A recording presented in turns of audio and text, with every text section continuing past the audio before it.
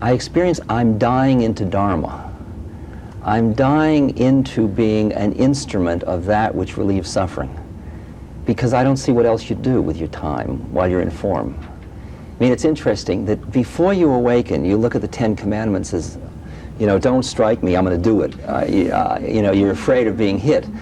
And then after you start to awaken, you look and you say, obvious, any damn fool sees that. If I steal from you, I'm stealing from myself. I don't want to live in a paranoid world that includes thieves. So it changes the whole nature of the game.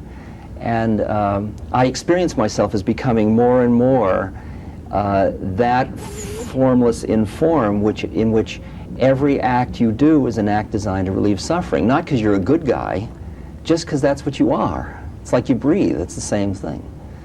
So I don't have a missionary sense. I feel that each of us, I went from being busy, insecure, trying to be special, trying to be somebody, you know, because I was feeling inadequate, original sin, separateness, and I'm going to become somebody, and who are you, and what have you been doing, and what's your title, and all, to seeing in the Zen sense that the game was to become nobody special.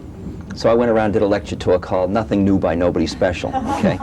And then, when I got rooted in nobody specialness, I began to understand the concept of uniqueness, that I had a unique function.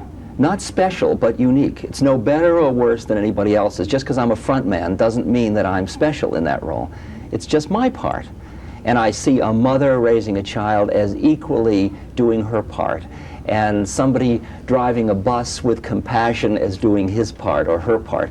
And I'm beginning to appreciate individual differences in terms of unique manifestation of God in all these forms and all these faces. And I'm just dying into my unique form of manifesting God.